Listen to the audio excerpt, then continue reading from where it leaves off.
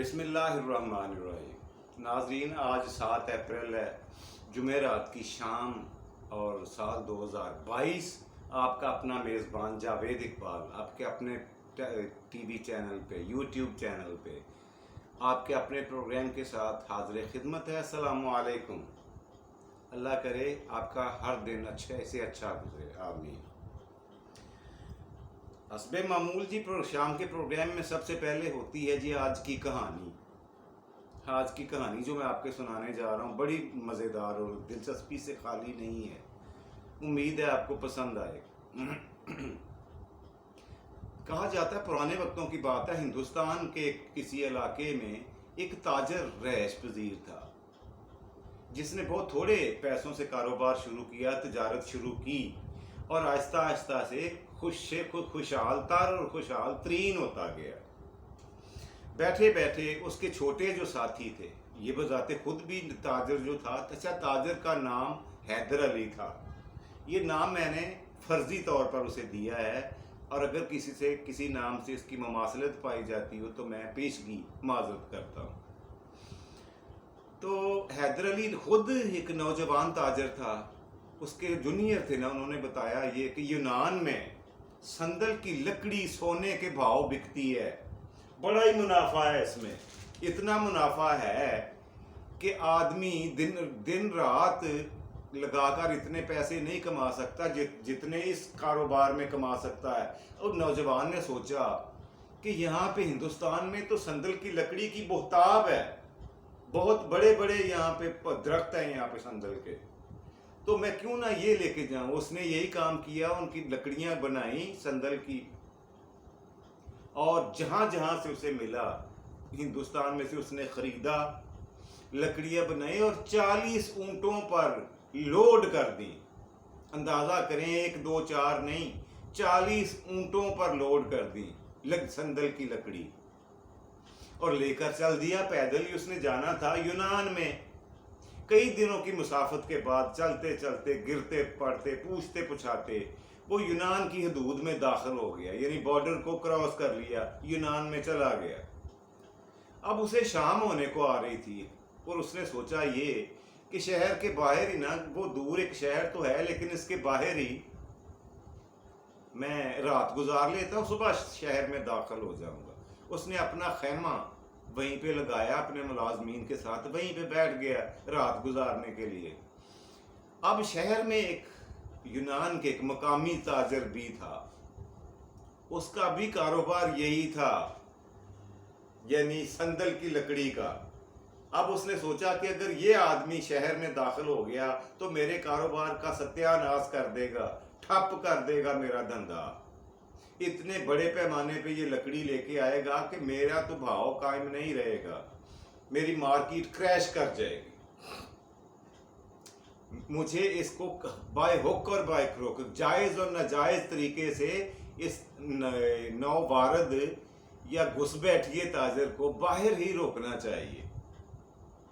आ गया जी। वो ताजर ने क्या किया कि 2 ऊंटों पर संदल की लकड़ियां लोड की, जो मुकामी ताजर था, और हैदर अली के पास ही आके कुछ कदमों के फासले पर अपना खैमा लगा लिया। ये जाहिर किया कि मैं भी मुसाफिर हूं और ये लकड़ी जो है मैं भी यहां लाया हूं बेचने के लिए। अभी आधी रात का वक्त था कि मुकामी ताजर उठा और उठ के ना, सर्दी की रातें थी, उसने लकड़ियों का, संदल की लकड़ियों का एक ढेर बनाकर उसे दिया सलाई के जरिए उसे आग दी और आग जलने के बाद पूरे जंगल में जिन लोगों को पता है कि संदल की लकड़ी जलने से बड़ी प्यारी, उम्दा सी और बड़ी अच्छी सी खुशबू आती है, पूरे जंगल में वो खुशबू फैल गई। वो हैदर अली ने उसे पूछा, यार मैंने तो ये सोचकर, ये सुनकर यहाँ आया हूँ कि यहाँ सोने के भाव संदल की लकड़ी बिकती है और तुम इसे सेक कर अपने हाथ ताप रहे हो, ये क्या बेवकूफ़ी है। मकामी ताजर ने कहा, बेवकूफ़ी मैंने नहीं की, तुम्हारे साथ बेवकूफ़ी हो गई है। तुम्हें जो कुछ कहा गया, जो कुछ बताया गया वो सरासर गलत है। यहाँ पे तो संदल की लकड़ी का कोई पूछता भी नहीं है, कच्ची मिट्टी के बर्तन महंगे बिकते हैं, लकड़ी उससे भी सस्ती है। ये यहाँ पे सिर्फ ईंधन के इस्तेमाल के लिए, सब्जी रोटी पकाने के लिए चूल्हों में इस्तेमाल होती है और इसका कोई काम नहीं। हालांकि हैदर अली को ये बताया गया था कि वहाँ यूनान में बड़े बड़े हकीम हैं, तबीब हैं, डॉक्टर्स हैं, और वो अपनी दवाइयों में इस लकड़ी का इस्तेमाल करते हैं। उसने सोचा यार मेरे साथ तो दगा धोखा और फरेब हो गया, मैं तो लुट गया, मेरी तो सारी किए किराए पे पानी फिर गया। ये जो कह रहा है ये भी तो ताजर ही है, इसको ये सारा कुछ पता है, यहाँ मकामी है, अब मैं क्या करूं? उसने कहा कि यार, मकामी ताजर ने कहा बात ये मेरे भाई के, क्योंकि हम दोनों पेटी बंद भाई हैं, मैं भी ताजर तू भी ताजर, मैं चाहता हूं तुम्हारी कुछ मदद करूं। मैं ये यूं करते हैं कि जिस भाव आपने ये लकड़ियां खरीदी हैं ना, उसी भाव मुझे बेच दो ताकि तुम्हें खसारा ना हो। और मैं पैसे तो दे नहीं सकता, इतने पैसे मेरे पास नहीं हैं। सुबह आप मेरे साथ शहर चलो, मेरी दुकान पे सवाए हीरे मोती सोना और जवाहरात के 4 चीज़ों के अलावा जिस चीज़ पे हाथ रखोगे, मैं इसी वजन की वो चीज़ आपको खरीद के लाद कर दूंगा 40 ऊंटों पर। दोनों एग्री हो गए जी, एग्रीमेंट हो गया, कॉन्ट्रैक्ट हो गया दोनों के दरमियान। अब मकामी ताजर ने कहा जी ये बात क्यों ना अपनी तहरीर में ले आई जाए। उसने फौरी तौर पर जेब से स्टाम्प पेपर निकाला और हैदर अली से कहा कि ये लो, इस पे मैंने लिख दिया है, ये सारा माल अब तुमने मुझे बेच दिया है और इस वजन का तुमने मेरे से जिन्स ही लेनी है, कोई भी चीज़ शहर से, सोना चांदी हीरा और जवाहरात के अलावा। उसने बखुशी लिख दिया है हैदर अली ने जी, सिग्नेचर अंगूठा कर दिया कि चलो कम से कम खसारे से तो बचूं, फायदा तो हुआ नहीं। वो मुकामी ताजर ने वो स्टाम्प पेपर अपनी जेब में रखा और हैदर अली रात सोचता रहा क्या करें। सुबह जब हुई तो अब भूख भी सताने लगी। हैदर अली ने अपने अमले के साथ चला गया करीबी सराय में। सराय पुराने ज़माने में हुआ करते थे मुसाफिरों का ठिकाना, रात गुजारने की जगह, उसे सराय बोला जाता था। अब नई लैंग्वेज में, मॉडर्न एज में इसे होटल कह लें। होटल में चला गया हैदर अली अपने मुलाजमों के साथ और वो सामान लेके शहर चला गया। संदल की लकड़ी सारी, 40 के 40 ऊंट। ये आया, इसने जाके वो जो होटल का मालिक था ना, उसको सारी गुफ्तगू सुनाई, सारी बात और सारा वाकया सुनाया कि मैं इस तरह से लुट गया हूँ, मेरे कारोबार का सत्यानाश हो गया, मेरे सालों की कमाई कुएं में पड़ गई है, चंद लम्हों में ज़ाया हो गई है, मैं गलत सौदा कर बैठा हूँ। होटल के मालिक ने कह कहा लगाया और बोला नहीं नहीं, तुम्हारे साथ वहां धोखा नहीं हुआ, यहाँ धोखा हुआ है। यहाँ पे संदल की लकड़ी वाकयातन सोने से ज्यादा कीमती बिकती है। संदल की लकड़ी की कीमत वाकई सोने की कीमत से ज्यादा है। यहाँ तुम्हारे साथ धोखा हो गया है। अब वो बेचारा हैदर अली पहले से ज्यादा परेशान हो गया। उसने कहा कि ये अब मैं एग्रीमेंट भी लिख के दे बैठा हूँ, अब इससे मुकर भी नहीं सकता, इस पे अमल दरामद भी मुझे करना पड़ेगा। और लकड़ी भी गई, सारा कारोबार भी गया। खैर जब सुबह हुई तो उसने सोचा हैदर अली ने कि यार चलो गम गलत करने के लिए, अपना दुख थोड़ी देर के लिए भूलने के लिए, वो सामने एक दरबार है, वहां पे लोग जमा है, मैं भी जाके वहां उनमें बैठता हूँ। उसने होटल के मालिक से कहा कि यार मैं वहां चला जाऊं। उसने कहा चला जा, लेकिन ये बात सुन ले कि ये पूरे का पूरा इलाका ठगों का है, नौसरबाजों का है। हर बंदे का कारोबार और काम ही यही है, देखो बच के रहना, कोई तुम्हें ठग ना ले, नौसरबाजी के जरिए तुम्हें तुम्हारे कपड़े तक उतरवा लेंगे। खैर उसका लिबास क्योंकि कीमती था, उसके जूते, उसकी टोपी कीमती थी, उसमें भी हीरे जवाहरात और मोती लगे हुए थे। वो बंदा गया उधर, दरख्त के बड़ का बहुत बड़ा दरख्त था दरबार पर, اس کے نیچے پہنچا اور مقامی لوگ کچھ وہاں پہ شطرنج کھیل رہے تھے. اس بندے نے کہا، حیدر علی نے کہا کہ یار مجھے بھی کھلا لو. انہوں نے کہا نہیں جی ہم ایسے نہیں کھیلا کرتے، کھیلنے سے پہلے ہم شرط طے کیا کرتے ہیں، پہلے شرط لگاؤ ہمارے ساتھ. حیدر علی نے سوچا کہ میں شطرنج کا اچھا خاصا کاریگر ہوں، اور دوسری بات یہ کہ میرے پاس اب کھونے کو بچا کیا ہے جو یہ مجھ سے لوٹ لیں گے. تو چلو جو کہتے ہیں وہ کر لیتے ہیں، کھیلتے ہیں. انہوں نے کہا جی ٹھیک ہے، جو بندہ جیت جائے گا وہ ایک مہم کا بتا سکتا ہے ہارنے والے کو، اور وہ کام، وہ ایڈونچر، وہ مہم ہارنے والے کو پورا کرنا ہے، اس پہ عمل کرنا ہے. اس نے کہا جی ٹھیک ہے مجھے منظور ہے. اب ہوا کیا، اللہ کی کرنی یہ ہوئی کہ شطرنج کی بازی کچھ ہی لمحے بعد وہ مسافر تاجر جو تھا یعنی حیدر علی ہار گیا. جیتنے والوں نے کہا ہاں بھائی اپنے وعدے اور معاہدے کے مطابق ہماری مہم سنو. اس نے کہا جی بتائیں. حیدر علی نے کہا مجھے کیا کرنا ہے. انہوں نے کہا تمہیں ایک ہی دن میں پورے سمندر کا پانی پینا ہے تم نے. اب یہ مہم کیسے پوری ہو سکتی تھی؟ وہ بیچارہ سوچ میں پڑ گیا کہ میں یہ کیسے کر سکتا ہوں. ابھی وہ چپ کر کے بیٹھا ہوا تھا کہ اوپر سے ایک اور آدمی وہاں آ گیا. اب سارے لوگ اسے کوئی امیر کبیر آدمی اس لیے سمجھ رہے تھے کہ اس کا لباس امیروں والا تھا، سر سے پاؤں تک یہ قیمتی لباس میں ڈھانپا ہوا تھا.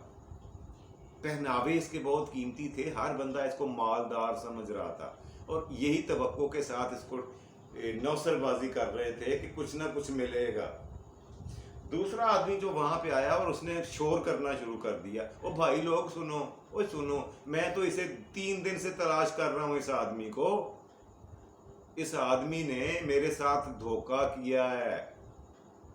دھوکہ یہ کیا ہے کہ میری ایک آنکھ جو اس نے نکال کر اپنی آنکھ میں لگوا لی ہے. اگر یقین نہیں آتا تو میں نے اینک ہٹاتا ہوں، دیکھ لیں، میں کانا ہوں، میری آنکھ ایک ہے اور دوسری آنکھ جو ہے اس نے چھین کر لگا لی ہے. یہ مجھے میری آنکھ واپس دلوائی جائے. خیر اس کی بات سن کے وہ بندہ اور پریشان ہوا. تیسرا بندہ وہاں پہ رونما ہوا، وہ بھی زور زور سے رو رہا تھا، چلا رہا تھا. کہتا بھائی لوگوں پہلے میری فریاد سنو، آپ سارے پنڈ والے، پورے شہر والے یہاں جمع ہو. اس آدمی کو میں ڈھونڈتا ہوا یہاں پہ آیا ہوں. میرے پتھر کے کپڑے تھے، یہ دیکھو یہ میرے پاس پتھر کا ایک نمونہ ہے، اسی پتھر کے بنے ہوئے میرے کپڑے تھے جو اس بندے نے مجھ سے نوسر بازی کر کے، جھوٹ بول کر، دھوکہ دہی کے ساتھ اس نے چھین لیے، چرا لیے. مجھے وہ کپڑے واپس لا کے دو. اب اور پریشانی میں اضافہ ہو گیا حیدر علی کی.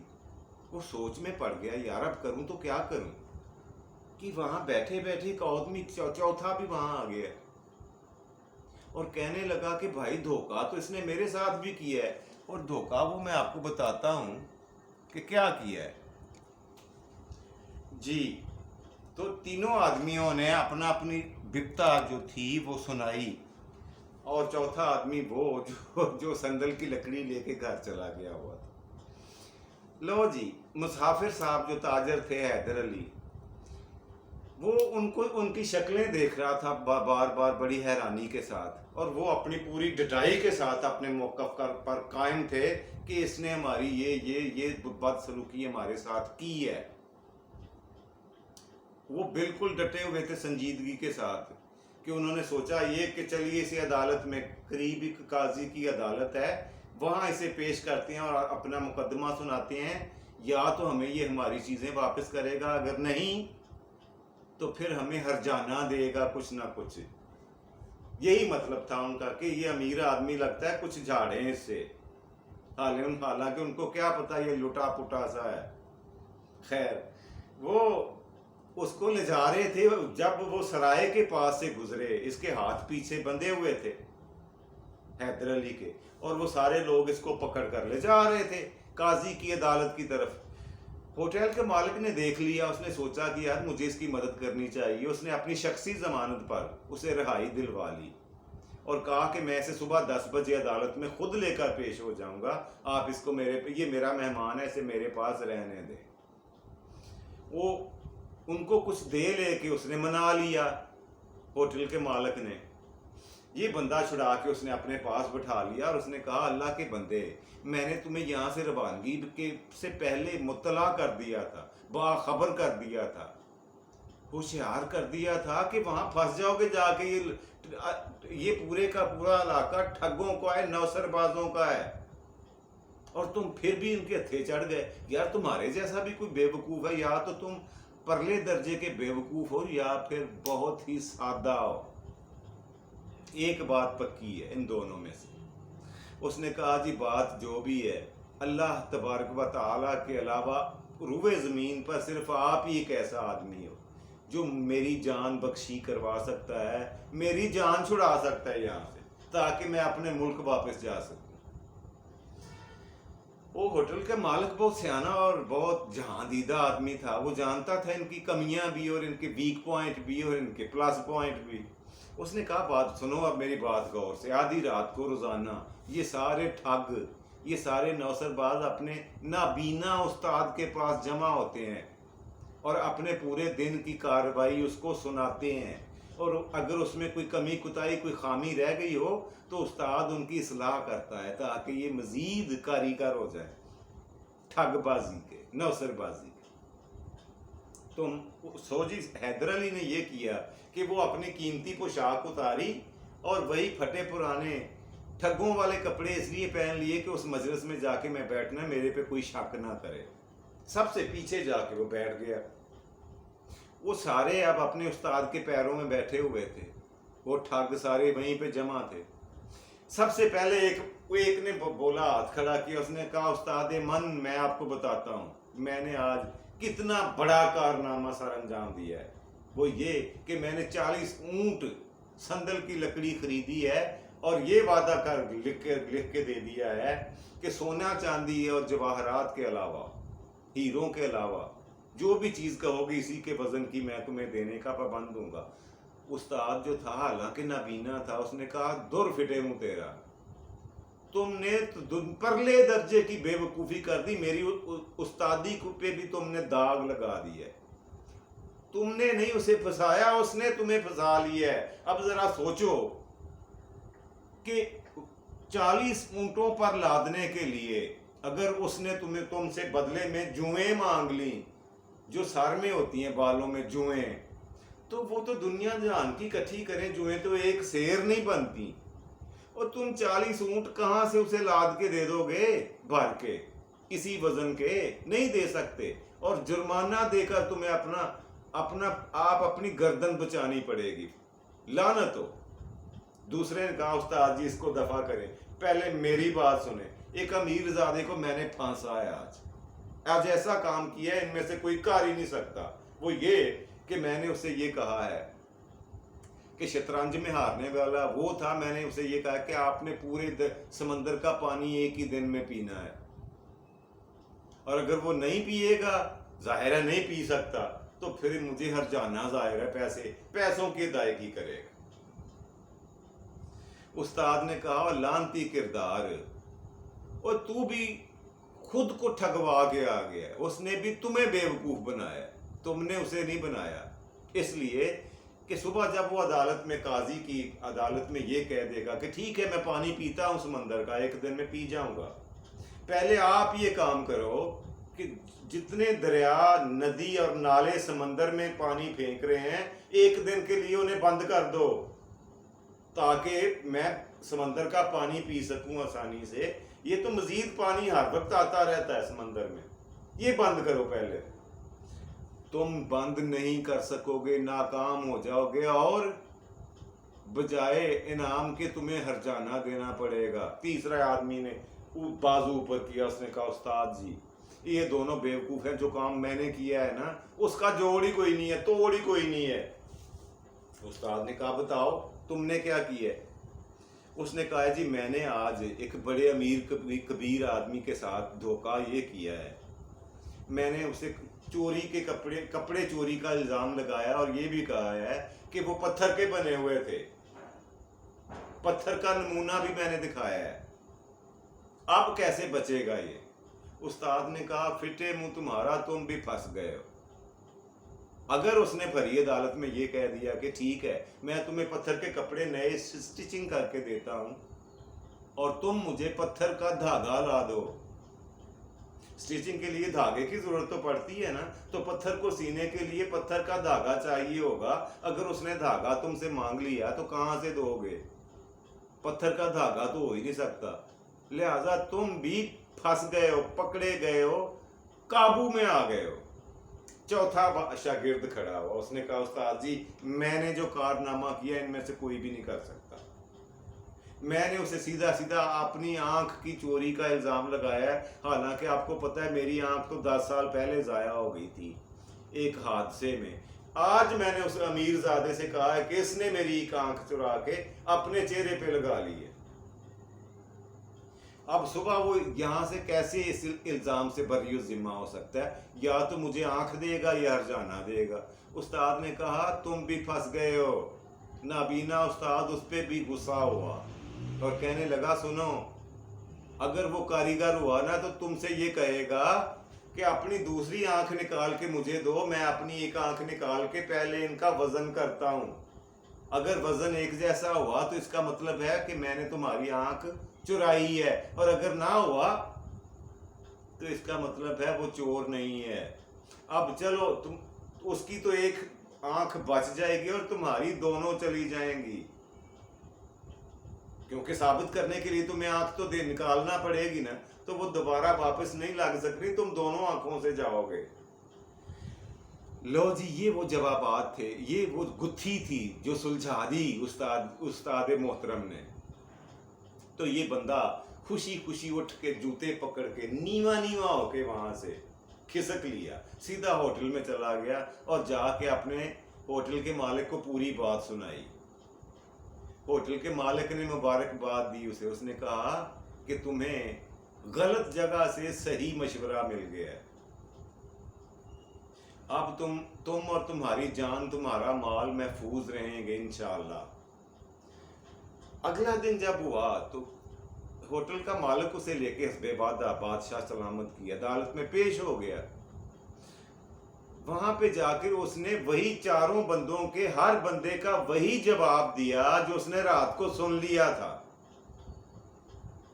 और चारों के चारों बंदे झूठे साबित हुए। बादशाह सलामत ने वो संदल की लकड़ी वापस दिलवाई और बाकी तीनों से हरजाना लेकर उसे दिया। अब उसने वो लकड़ी बेची जो वाकई बहुत महंगी बिकी, 40 ऊंट, और वहां से उसी शहर से, उसी मुल्क यूनान से छोटी मोटी चीजें जो अपने मुल्क में अच्छी कीमत दे सकती थीं वो खरीद कर अपने ऊंटों पर लोड करी, और वापसी पर फिर होटल के मालिक से जाके कहा कि अल्लाह के बाद आप मेरे मोहसिन हो, आप अगर मेरी मदद ना करते तो मैं कल्लाश होके रह गया, मैं बिल्कुल ही फुकरा हो गया था, भूखा नंगा हो गया था, मेरे तो कपड़े भी बिक जाने थे, आपने मेरी मदद की है। तो फिर उस बंदे ने कहा कि असल में बात यह है कि मैंने आप पर कोई एहसान नहीं किया, मुसाफिरों की मेहमान नवाजी करना और मेहमानों की खातर तवाज़ो करना हमारे दीन ने हमें सिखाया है, हमारे आका का हुक्म है हमें, मैंने तो उस पर अमल दरामद किया है। बाकी आपका काम करने वाला, हर एक के काम करने वाला अहकमुल हाकिमीन ही है, अला कुल्ले शैइन कदीर है, वो मुसब्बिबुल असबाब है। जब किसी काम को करने का सबब सोचता है ना तो सबब भी पैदा कर देता है। अगर उसने मुझे सबब ना बनाया होता तो किसी और को बना देता, तुम्हारा सबब पैदा हो जाना था, इसलिए कि तुम हक पर थे, सच्चे थे। लो जी, मैंने मुख्तसर करके वो कहानी सुनाई है आपको जो तकरीबन 1 घंटे में सुनाई जा सकती थी, मैंने वो इतना मुख्तसर कर दिया है कि वो बहुत शॉर्ट टाइम में आपको सुना दी है। वो ताजर जनाब खुशी खुशी अपने मुल्क जाता है और जाकर दोबारा इधर ना आने का पक्का इरादा करता है कि ज़िंदगी में दोबारा कभी इस शहर में नहीं। मुरझाए हुए फूलों की कसम, इस शहर में फिर ना आऊंगा। मालिक ने अगर भेजा भी मुझे, मैं राहों में खो जाऊंगा, इस देश में फिर ना आऊंगा। खैर, ये थी जी आज की कहानी जो मैंने आपकी खिदमत में पेश की। प्रोग्राम का दूसरा और मज़ेदार सेगमेंट होता है आज का सवाल। पिछले प्रोग्राम में मैंने आपसे पूछा था कि पाकिस्तान का सबसे बड़ा सहरा कौन सा है, उस सहरा का नाम बताएं जो पाकिस्तान में सबसे बड़ा है। जी इसका जवाब है सहराए थार। जी हाँ, थार का सहरा। कई लोगों ने तो देखा भी होगा, नहीं तो सुना तो सबने होगा, किताबों में पढ़ा तो होगा किसी ना किसी ने। प्रोग्राम का आज का सवाल नोट फरमा लें। आज का सवाल आपसे क्या पूछूं, आप बताएं कुछ। ये बता दें कि पाकिस्तान के कौन से सूबे में सबसे ज़्यादा ज़बानें बोली जाती है। वो कौन सा सूबा है मुल्क अजीज़ का जिसमें बोली जाने वाली ज़बानों की तादाद सबसे ज़्यादा है। जी ये आज का सवाल हो गया जिसका आपने मुझे कल जवाब देना है। प्रोग्राम का तीसरा आखिरी और मज़ेदार सेगमेंट जिसका आप सबको इंतज़ार रहता है, यानी आज का शेर। तो आज का शेर आपकी खिदमत में पेश किए देता हूँ। आज का शेर इस तरह से है, हर शख्स यहाँ पारसाई की, हर शख्स यहाँ पारसाई की उम्दा मिसाल है। पारसाई होता है नेकबाजी। हर शख्स यहाँ पारसाई की उम्दा मिसाल है। दिल खुश हुआ खुद को गुनाहगार जानकर।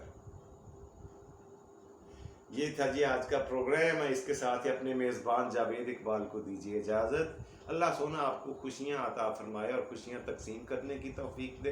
अपना और अपने प्यारों का ढेर सारा ख्याल रखिएगा। शब बखैर, good night, good night. Pakistan जिंदाबाद।